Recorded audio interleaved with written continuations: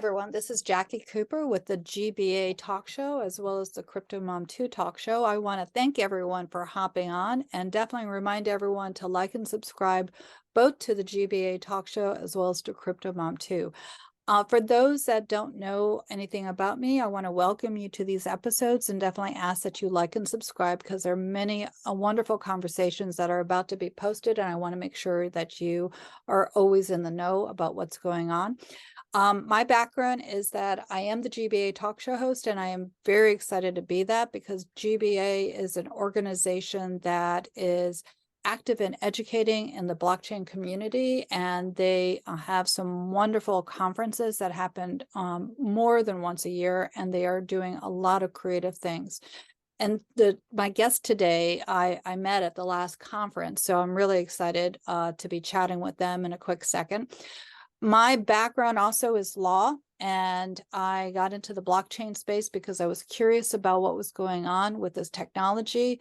And as a result, I've become a Bitcoin miner, a new node owner, just an NFT creator, and an author as well of the Bitcoin Cinderella series. So I've had my hand in a lot of different things because there's just so much creativity and it's inspired me. With that being said, the two people who I have on today are definitely inspirations because they are involved with both the technology as well as the creativity. And they have been around for many years, not saying from the age perspective, but from the experience perspective. Easy now. I'm probably right there with you. And but they're constantly thinking of new things, and they're actually literally shooting for the moon. So today we're going to be talking about NFTs and how they can become experiences for businesses and for individuals, and a whole new way of thinking about how do we use blockchain and incorporating collectibles and creativity and you name it. So we're going to be looking at a few different things. So definitely stay on to the end. And if you want to connect with them, the links will be below. So welcome, guys. How are you doing today? Excellent. Thank you so much for having us on your show. It's good to see you again after this craziness and conferences and things. Yeah. I know. So I don't know who wants to go first. For those that are new to the platform, they might not know who you are. They might not know your background. So what's the matter with them? I know. Just kidding. So we have the audio side, so they're only hearing your voice, and we also have the video side, so they're going to see your face as well as whatever we project, plus whatever I'm wearing. Right? That's exactly right. Okay. So who wants to share first? Marcus, why don't you go? So first of all, I'm Scott Page. This is my business partner, and he's also the CTO of our company. Marcus, why don't you give him a little quick thing on you? Yeah, sure. So real quick, been in the technology space for the last almost 30 years, Web 1, Web 2, now Web 3, quite a bit of time in crypto, DeFi, a ton of time in DeFi.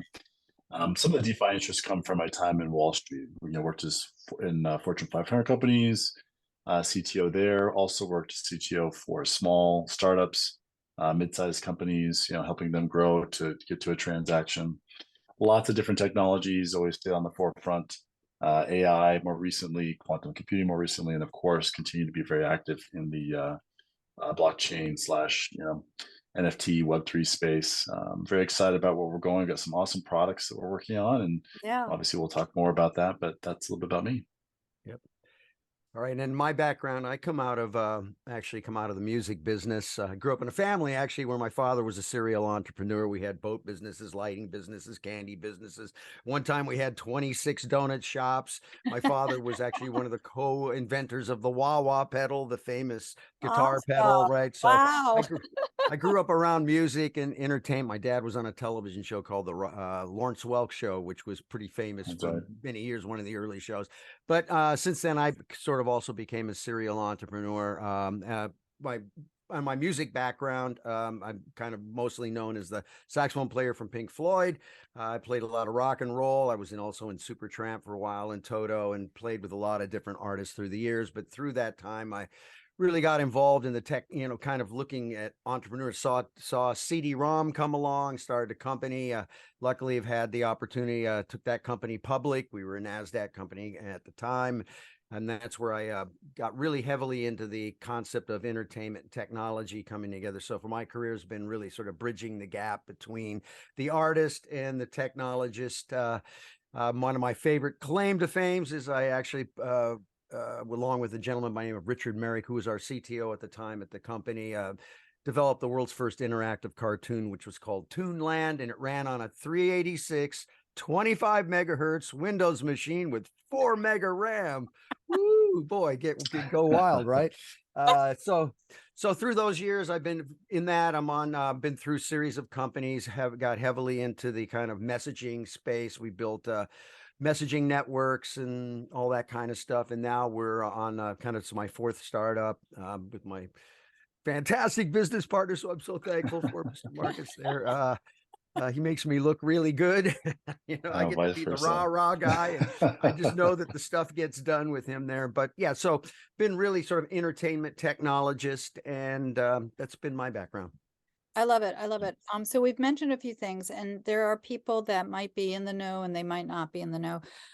Marcus, you mentioned Web 1, Web 2, Web 3. Why don't you, before we kind of go over to showing some of the visuals, why don't you explain a little bit about the background and how, why it's important for people to understand where companies will be going with Web 3 and need to kind of navigate to.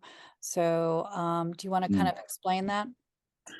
Yeah, I mean, so, for those of us who've been in this space for a long time with Web 1, it was a very simplistic approach to being able to create dynamic environments and web pages that people could interact with. In fact, even before then, there was a lot of arguments about what protocols would be used and which one will dominate and what will be the dominant language that will be utilized, in the web browser or in other areas.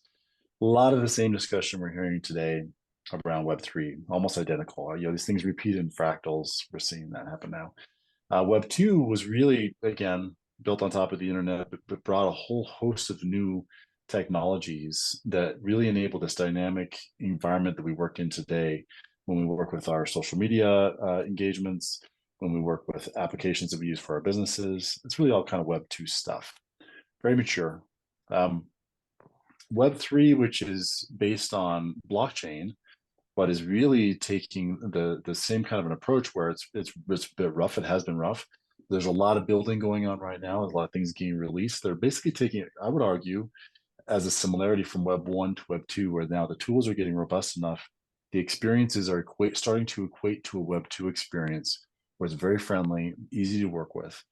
And the difference, though, in this case is that what happened with Web 2, and I would argue maybe the mistake probably saying it too strongly, but the opportunity was missed, where the ownership of the assets shifted into the hands of those people who ran those businesses. In other words, to corporate businesses that then owned your information, they owned your identity. You felt like you owned it, but you didn't actually. They owned it, and then they would sell you advertising. The difference with Web 3 is that now, while and I believe it's actually meeting the original vision of the internet, which was that information wants to be free, meaning that people can distribute it without it being censored, but it also wants to be valuable, right? Yeah. And that notion of it being valuable is so crucial because now if I want to publish information, well, I should have the freedom to go ahead and distribute that, not have it be censored. But maybe I actually want to monetize that and maybe receive some royalties, or perhaps even give just a scarce number of copies of that to people who I value with. And then through that scarce issuance of it, now have a direct to person communication where the person who has that also owns it and can then even turn around and resell it.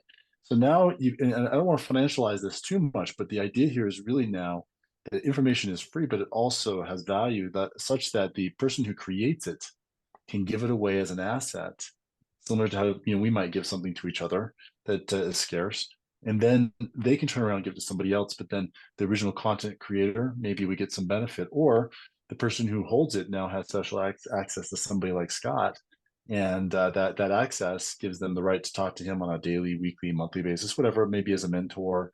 And it's now becoming this social contract even more than just information that gets created, which is very valuable. And I guess one last thing I'll mention, which also I think is also very important, is that because of the way this stuff works, we can attach this ownership of an object, this digital object, to real world surroundings, such that now that I own this object, I can now, as I travel and go places, it will it will kind of say who I am, though not revealing my privacy. You know, those privacy details are very important, and allow me then to be able to gain access into events, gain access to certain individuals, perhaps receive rewards for different things without having to give up a lot of private information or any private information whatsoever.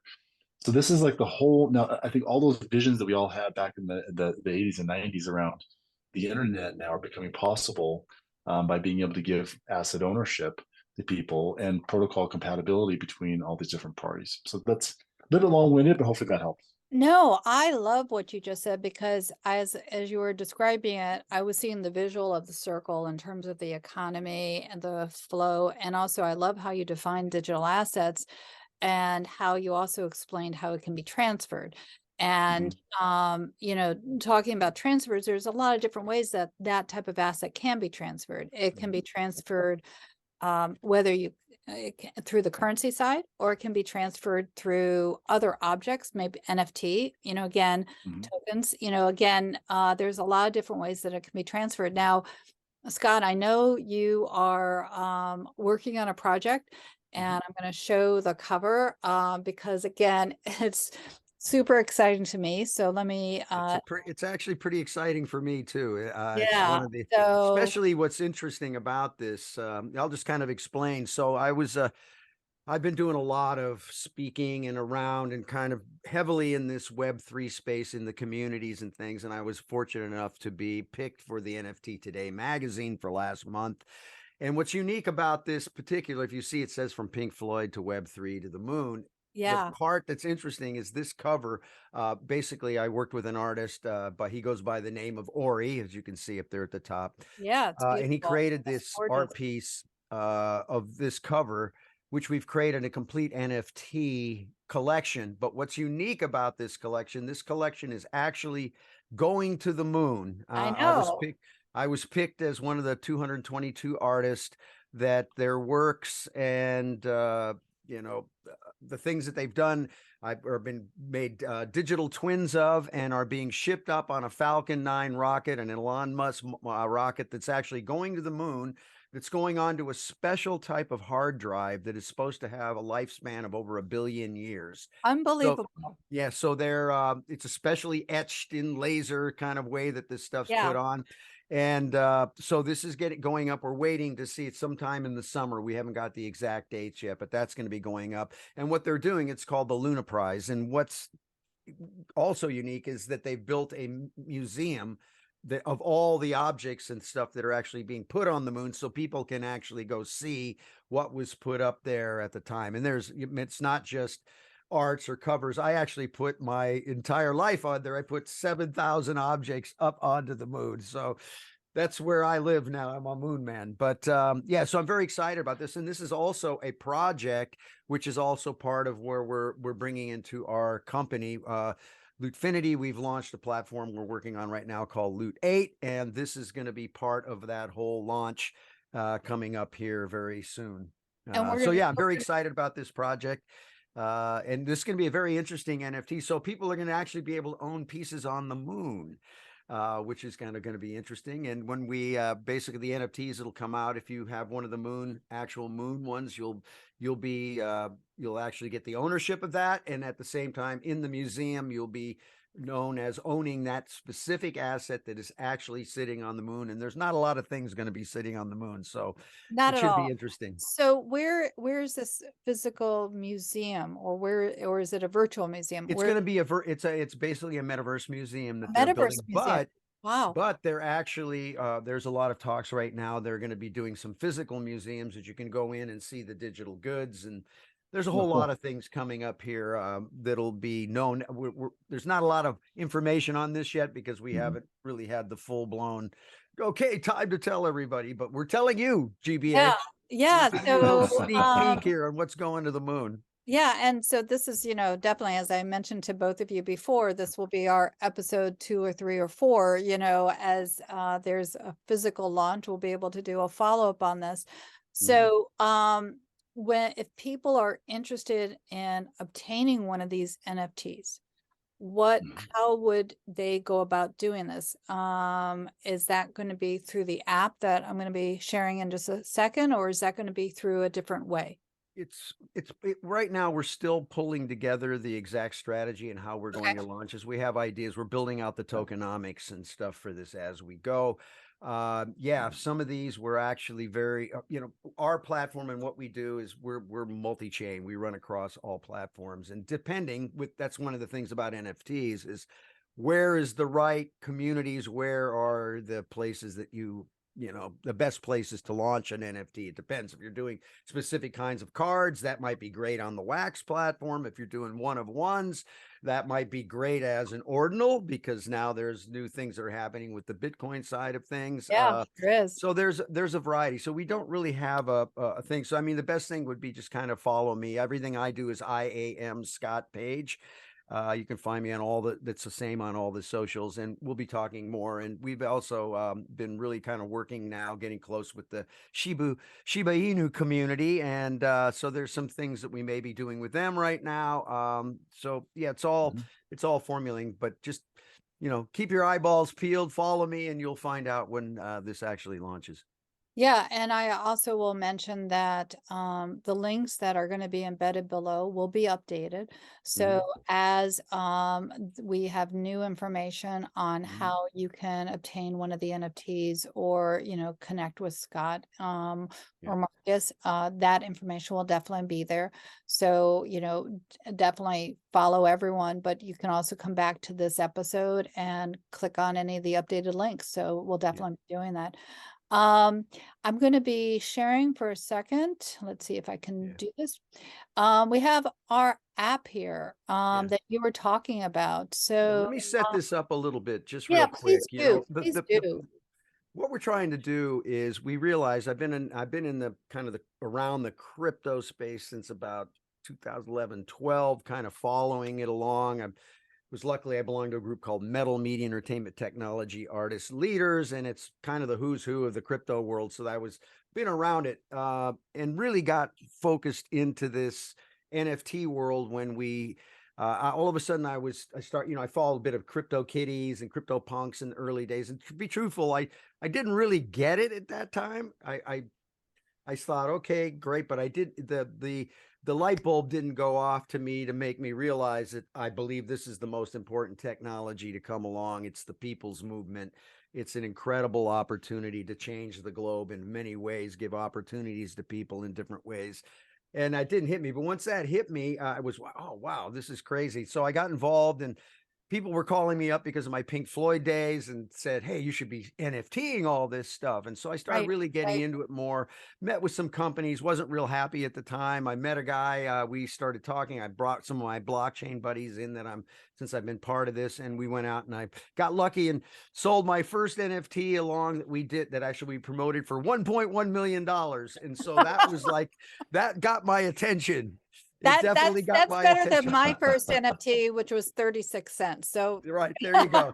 Again, it was the Rolling Stones lips, the drawing, basically the famous lips, which is I basically pulled the people together for that. I didn't own that piece of art, so it was obviously split up amongst us, but it got my attention because it was actually Ruby Mazar who designed the original Rolling Stones lips, and he had just done a set of art. He was getting ready to do a big art show. We said, hey, we should NFT this thing. And it's funny, the one that sold for 1.1 million was a happy face with the Rolling Stones lips on it. So he did a bunch of variety of things. But anyway, that got me into it. And then I started, I'm going to jump into this. And then I went, holy crap, this is hard. Right. This is really hard. You got to have people that write Solidity contracts. They're, basically writing, not how to write smart contracts. And then once you do that, now I've got to get people to get my NFT. Well, wait, you don't have a wallet. I got to go to MetaMask. And then, don't forget your seed phrases. And that's just it was main. And then the part that got me from there was how do I manage my audience? I got to go over to Discord. Well, I built platforms, messaging platforms. That is the hardest platform, the most I insane thing I've agree. I ever agree. seen in my Discord is life. very difficult. So all that difficulty kind of slowed me down because I was lazy and I don't want to have to do all this crazy work. And it was really tough. So ended up meeting up with Marcus on consulting on some stuff. And through that, we started talking about what the problems were solved. So it's really, how do I onboard a brand? How do I onboard the consumer, the piece there in a very simple, easy way that's very, already Web 2 like people. We don't want to do that. And then the third thing is then how do I talk to these people? So that's really was the kind of the thinking around the application, and really thinking about how NFTs are really experiences that you can, incredible for storytelling, for access control, for rewards, points, loyalty. It goes beyond the standard, kind of where people think about cryptos. We go beyond the ape, right? Everything is about the Bored Ape Yacht Club. And if you look at the Bored Apes, I mean, it's an incredible, people don't realize that it's not about this JPEG. It's about the rights, the permissions, the roles, the things that you have in the smart contract to be able to, what rights do I have to the asset that I just bought? And how can I exploit those assets? And how can I build on them? All those types of things. You're bringing up a lot of things that, my legal mind is thinking, oh, I got to go and read that smart contract in there. I got to see what the terms and conditions are. Yeah, that's the whole thing, right? Yeah, That's the power of this thing. It's like I can then hand you the rights and say, go build on it. It's That's like with right. my projects that I have now, besides that particular moon one, but the ones we're working on is I had all these artists, famous NFT artists, build on top of my photos, right? So now I've got 11 guys building incredible assets. I can say, hey, we'll split. So now I got 11 artists building on top of my assets. Goes in the smart contract. I don't have to do anything anymore. They go build on it. They sell. I get my royalties. It's fantastic. And I Cool. want to bring that up again, because I know, Marcus, you mentioned the residual aspect of it. I think this is really important to mention, is that you can create a product, and built within that smart contract is that residual. So every time it gets resold, you get a royalty, which in the past, I know, Scott, as an artist, you might had to have negotiated, when you first started, what your royalties were, or even if you got, what the level was. Now you have the freedom as an independent person to set the rate and have it keep going. So it's, definitely freedom. Yeah, this is the ultimate direct to consumer model. It's wallet to wallet. I got this little robot network over here called the blockchain that's handling all my transactions and all my stuff for me. It's incredible. I mean, it is so powerful. This is I call it the people's movement. And the reason I say this, because I say this story on every podcast. So excuse me if anybody's heard me before. I'm going to say it one more time. I went to this NFT meetup about 9 months ago. Gosh, time's flying. And there was this girl gets up. She's 19 years old. She says, I'm a photographer and I love photography. I get up every day. I eat, sleep photography. I want to be a great photographer. I got into NFTs 9 months ago, and I'm so happy now because I pay all my rent. I pay my car payment. I live 100% off my NFTs. And then she said, oh, and then I carved off a little bit of the smart contract from my local community center. And she was so happy because at that time she'd already given him 2.5 ETH worth of money, right, from her sales, which was $10,000 at the time. And so I ask anybody, how many 19-year-old up and coming artists that nobody knows that can live off of their art and give $10,000 to their community center? It's crazy. And I've seen artists like launch programs and in 5 minutes go sell a 5,000 person collection, put $2.5 million in their pocket, and now have an audience. I might have to hire you to consult with me on my Bitcoin Cinderella book. But anyway, there you go. So anyway, I think we can walk you through kind of Loot 8 is really an application. It runs across iOS, Android. It's also browser based, but the whole idea of it is really to take and change the game to make it easy for anybody from Web 2 to get into this game. So it's easy onboarding of brands and artists and that, and at the same time, it allows for that to kind of do all that. Marcus, why don't you jump in there, buddy, and kind of give, once you walk through it. So Yeah, sure. the purpose of Mm. this the Loot 8 is for businesses to or individuals to use, or let's go back to the basics as to why you created this. Well, I mean, one, actually, if you want to go back to the login screen, I mean, it may not seem important, but going back to that login screen, it basically, we designed for, well, No. maybe just even step back even further. Yeah, this idea. We ended up, we ended up thinking through how can NFTs be utilized in a manner that's native to the NFT rather than trying to recreate what we're already familiar with. And so what you see here is really a first principles approach to leveraging NFTs to be able to bring what we think is going to be the future of Web3 value to users of the Web3 internet, if you will, because we think that's where everything's going.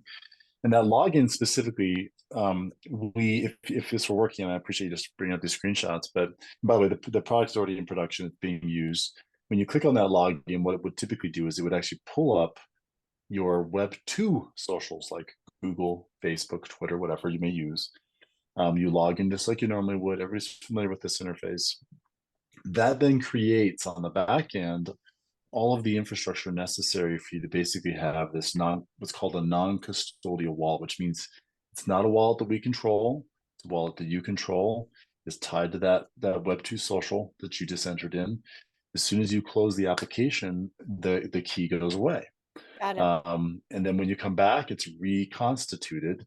And that's why it's not stored on our servers. It's actually something you have to take the action to go do. So it's a nice non-custodial way to be able to interact with Web3, but we've layered on top of it this experience system where now because it's in a mobile app, we can detect where you are, we can detect the time, we can detect things you might be authorized to be able to do because you might hold other NFTs or tokens or whatever. And that enables us now to create these experiences that are truly unique. And the beautiful thing about it is you can own them, right? So as an example, every one of these experiences we call a passport. That's kind of a way to group these different things. And typically, if there's a way to get over to the home tab there, again, I know you're going through screenshots. Yeah. But on that home tab, you would then list those different passports that you would leverage. And those passports are passports that are experiences that you collect perhaps as you go to a location like a bar or club, or to a sporting event or to a musical event. And by being there, you'll get a passport that will drop in. And that passport then opens up for you a social network or people who have access to that same passport. It opens up to offers. It opens up to you. Yeah, there you go. Perfect. That's what a passport looks like. Mm-hmm. Yeah, and that's Scott's passport, by the way. He actually plays at a club in West Hollywood sometimes, and a lot when he's playing, there's an offer for a drink. There's a social network there that only those people who have this passport can communicate in. There's a bunch of digital collectibles that get dropped during the period, at different times during the evening when he's playing, which also have social networks attached to them. So it's a wonderful way to have an exclusive, secure environment for people to communicate. There's no bots because you have to be a human being to be able to collect these. It is possible to game it, so perhaps a bot would get in there, but very difficult. And so you're talking to people who truly care. I mean, fans of Scott and or the club or whatever, they are the ones in there talking. And you don't need 10,000 people. No. You only need to have a handful who are there interacting. And of course, if you're using this for monetization, where they might be selling those digital collectibles, or you're selling, buying offers, since they're super fans, they're also more willing to be able to buy things. And actually, if you can stay on this tab, this is actually a great tab too, by the way. There's a maps tab there that you just clicked on, and this is actually a really nice view because when Scott's playing, we actually put out with GPS coordinates different images, NFTs that are mapped to a street mural. Yeah. There's a number of street murals throughout LA where if you get within 50 meters, boom, it drops in as a digital collectible, and now is yours to have, and with a social network. And it's a great way to walk around town and just start to collect these, these murals. And these murals were recreated. I'll be perfectly honest with you. Most of them, we used AI to create an impression of the mural. Though some of these come from a very famous art shop called Lakshmi, and some of their art actually is also offered up through here. Or in the case of the one there on the bottom left, there was actually a restaurant that we created a digital collectible for. That if you go into the restaurant, you get that digital collectible, and then you can talk to patrons of the restaurant, for example. So all of those tabs, I think they're relatively straightforward to understand. You've got offers, you've got friends that you communicate with, you've got portfolio and wallet. Yeah. But all the things you would expect to see when you want to be able to communicate to people who you may have met at an event, but you're no longer at the event, or you want to communicate with Scott because you have this special connection with Scott through one of the collectibles, and you want to communicate directly with him. All that kind of stuff is facilitated here, not copying what you see on Facebook, not copying what you see on Twitter, which, by the way, are great platforms, but rather trying to build it around the fact that I own that relationship with Scott. I own that commitment that Scott has given to people who have that digital collectible to speak with me, mentor me, perhaps maybe once a quarter or whatever. That's the value of my NFT. It's less about the art. It's way more about the experience or the relationship. So go ahead. You do a great job of kind of elaborating on that. So let me ask you a quick question. Yeah, just real quick. Sorry, everybody out there, because you're clicking buttons. Since this is not, these are just some screenshots. It's a little goofy. Yeah. You're clicking the map and you're showing the wallet. I just want to make sure people know that that's this is definitely for me to be able to share with everyone who's on the video right now. Feel for it. Will people be able to buy tickets to shows through this? Or because I see the event side, so I know that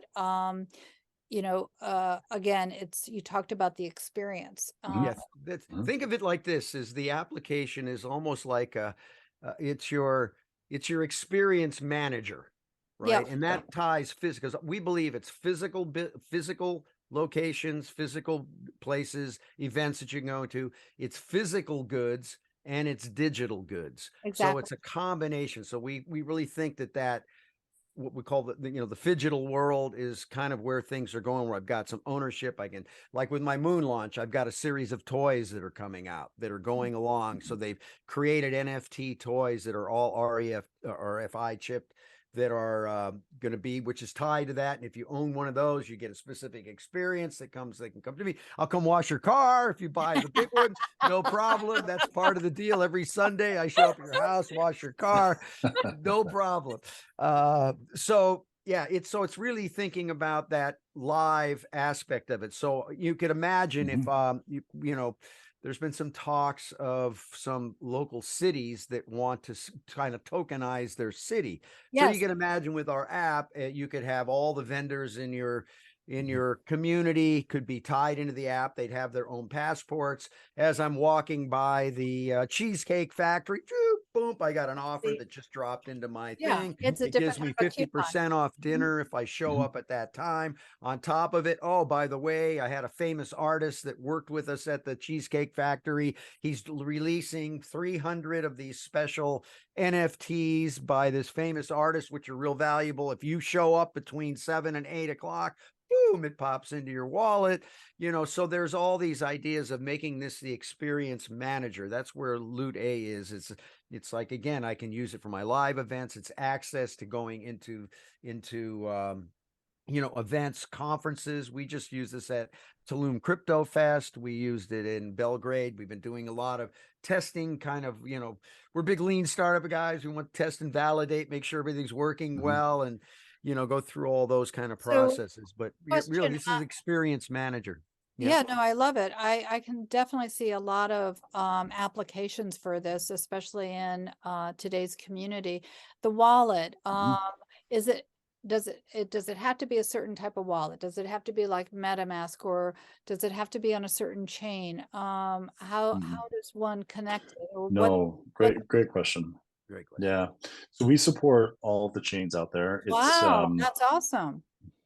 Yeah. So it's all of these chains that you're communicating with, it's just an RPC call. So it's easy for us to be able to do that. And then of course a private key that's associated with that. So We support all the different wallets. Today, we're, so far, I'm sorry, all the different chains, I should say. We so in other words, let's say for example you've got a MetaMask wallet, that is a separate wallet, unnecessary to be able to use ours. Ours itself is underneath there a wallet. It's just that it doesn't look like one because we're not trying to present ourselves as a traditional crypto system. We're really trying to present ourselves as what we think the Web3 of the world is going to be, where underneath there are assets that I own and experiences that I own and relationships that I own. But it doesn't mean that I have to know that they're crypto based or anything like that. They're just a relationship that's represented by a piece of art or memories or videos or whatever else. And it just so happens though that by owning that personally, I now have that access rights to go do whatever that may be, or receive whatever that might be. And so, yeah, it definitely accesses all the different chains as necessary. And so when a new opportunity comes up for us and they want to use a different chain, we're happy to go do that. Bitcoin, Ethereum, Arbitrum, Avalanche, whatever, it doesn't really matter. It can connect to those. And the nice thing too is that it can connect to all of those simultaneously. The web app itself can go out, look at what's going on with the different chains, bring that back to you as a summary, and make sure that you don't lose out on any of the opportunities that may be being presented because one's hosted on Avalanche and another one's hosted, for example, on Polygon, if that makes sense. Yeah, it makes total sense. For those that might be new to the blockchain world, each coin might be on a different chain, primarily Bitcoin, and then there's Ethereum, and then you have these alternative chains that have been built. So I can't wait to download the app to see. And Jackie, if you don't mind, I want to mention too, since the way you just described that, it's really important to recognize that most of what we're referencing here is actually not the coins. Most people associate this with coins. I'm glad you mentioned that. True. Thank you. Yeah, Thank you. most of what we're doing actually is we're calling out to the smart contracts. We've got a lot of logic that's sitting out there, and that's how we tie, for example, these real world experiences to. It could be a coin like you described. That's fine, or an NFT, or it could literally just be a smart contract that's like a deal that I have where I can burn through a certain number of experiences, then it expires. But those smart contracts is what we're referencing. So those are all sitting out there for us to be able to then call simultaneously. In fact, the business logic for the core of the application sits on Arbitrum, which is a layer 2 on top of Ethereum. So when you're using the app, it's actually making these calls out for business logic to Arbitrum to be able to operate. Wow. Most people don't realize, No, yeah, it is. It's really cool. Yeah, I mean, that's a whole nother conversation about how that works. And I mean, when you were explaining it, I kept thinking, okay, well, what do I do next? I mean, there's things that I don't know. Well, I know there's so much I don't know, but I kept thinking, okay, well, which wallet would I then connect to you with? And, so I know that you're going to make this very easy for individuals who have very, very limited knowledge, new knowledge, as well as those that are more experienced. Or no knowledge. No knowledge, exactly. Yeah, well, you have to have a little bit of knowledge to, but you can be being a teacher, you can be at the kindergarten level, let's say, and not at the graduate. That's the idea. That's the idea. In fact, we one of the things that Scott kind of alluded to, but I do want to mention it because it's useful. I say this also because we do talk a lot about the physical world. It's not just GPS. We believe very strongly that everything in the world has an opportunity to be tokenized. Yes. And if I'm selling a good, like, for example, these toys that Scott was talking about that are going for the moon launch, there's being able to have ownership of that toy, but then being able to get the digital twin of that, and then having that digital twin be able to be my relationship with Scott. That is something that's never been done before. It's authenticated. It's something that is verified. There's no way that an AI can spoof that. It guarantees that I've got now this special relationship with Scott because I have that physical item that is paired to a legitimate one-of-one digital item on this other side, and that's also part of the magic. We really didn't go into much how we do that, but we actually have that built into the application as well to enable those two to be merged together. So you have a physical and a digital version with all the rights and privileges that come along with that. That makes sense. Amazing to me. It really, really is amazing to me. One question before we, might need to be thinking about doing another episode because there's so many things that I want to be asking you guys. If I own a collectible on this, am I able to move the collectible to a cold wallet or to a different location, how does that work? Just Yeah. curious. Yes, for sure. I want to be really clear that we are not trying to create an AOL kind of experience. For those who know America Online from way back when, this is not a closed wallet, right? This is intended to be open. Yeah, yeah. We are trying to make it easy. When you're interacting with our system, we are paying all the gas costs. You don't pay those gas costs. That's Phenomenal. why it works so well. Yeah, that's you don't have to go out and get some ETH or some Matic or whatever. Um, so though, but for those, to your point, like if I've collected a really valuable digital collectible, and look, to be honest with you, I'm in the same boat. I would prefer to go put that into a wallet that I've got secured, a cold wallet somewhere, and then not touch it, right? And you're totally welcome to do that, right? You can transfer things out and you can transfer things in. The only difference I would argue with what we've created is that we whitelist those things that are coming in. And the reason for that, when I say coming in, anything that's in there is whitelisted. The reason being that we want to make sure that whatever is showing up in this application has attached to it those types of attributes that allow it to be able to perform in the real world. So if you were to just throw some random NFT into the wallet, sometimes inappropriate stuff happens, and I can see kids using this and adults, and we want to make sure that the people are protected. One, two, we also want to make sure that the right kind of attributes are attached to it. So we work together with any kind of business partners to make sure. In fact, we didn't really talk about this. We have a whole backend, SaaS backend that allows people to on their own create what they need to, attach those attributes, and then have those whitelists brought in. So I definitely want to have follow-up conversations. And the reason why I ask about moving the collectibles is I know if I bought something, that was connected with Scott, I'd want to hold it and make sure it was yeah, I agree. secure. Yep. So Very smart of you to collect my NFT. exactly. I definitely, I value that. So, but I want to make sure that it doesn't get hacked or, so, Yeah, of course, makes complete yeah, sense. yeah. I'm So, sorry, I'll add one more thing too. We also yeah, allow you to be able to take a wallet that you might have externally that you trust. Let's say you've got a ledger, and then you can connect that to Ludate, and then we exactly. know what you have in that ledger. So you don't need to store it inside of Ludate, and we can now know what you've got. We can then layer all the attributes on top of that, but it's being held by your ledger. And that again gives you that extra level of security because you trust your ledger. Maybe we're so new, or maybe there's something about the way we operate that, just feel better if it was over there on ledger. And we completely respect that, 100%. For those that are listening, I always have to do disclaimers. These shows are not financial advice, not legal advice, not investment advice. But I do want to say that from our conversation, I am, again, always amazed at how much not that I didn't think that you had thought through this, because I know you did, but the technical side of this, the many different layers of this that you had to kind of think about as you were building this, what we see as a consumer is really very simplified to the behind the scenes part, which is so complex, even though smart contracts, like you said, Scott, it's automated, but there's so much thinking that has to go before you even create this, share it out. And there's so many applications for this. So I definitely want to applaud you guys. I know artists that will want to use this. I know other people that will want to use this. Yeah, for sure.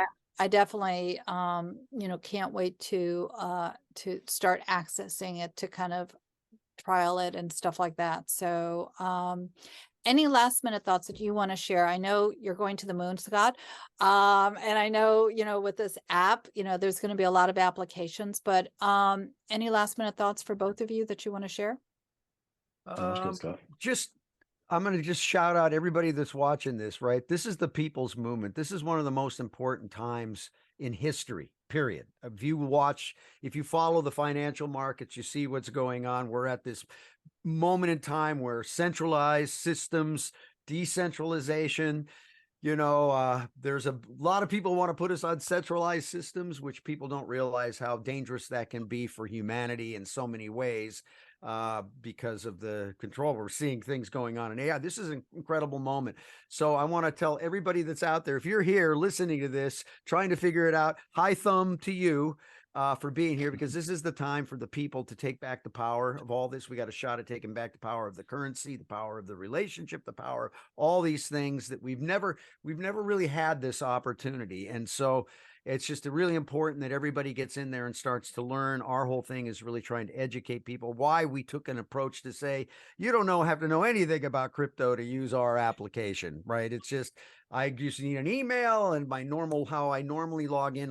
If I can log into Facebook or create an account, it's that really simple, because we feel this is really important to get out to the people and really getting people to start to really learn how to use this. So I applaud everybody there that's looking at this, because this is going to affect every business out there. I don't care what business. You can be a yoga studio, you can be a bar, a grill, whatever you're going to do. There's an opportunity to use NFTs to better your business, grow your business, and build the relationships. And I just think it's probably one of the most important technologies to come along ever.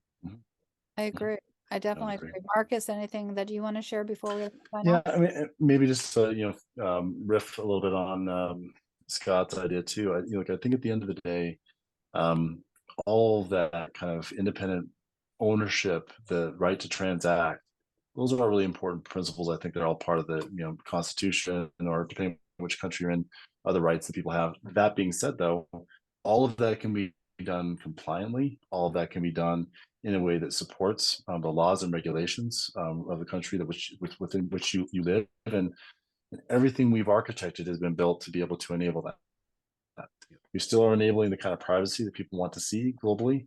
At the same time, we're still enabling also people to be able to be forthcoming about what they've got, and to be able to pay their taxes and do all the things that whatever their jurisdiction is asking for. And I think that kind of a view, which we do take all the time, and try to make sure that we still give people what they deserve as human beings, at the same time making sure that we're supporting what we're being asked to support with where we're at, that finding that balance, I think we're doing a pretty good job of it. And I think the beautiful thing about the technologies here, just as a last comment, is that they are transparent. You can actually see the activity that's happening online.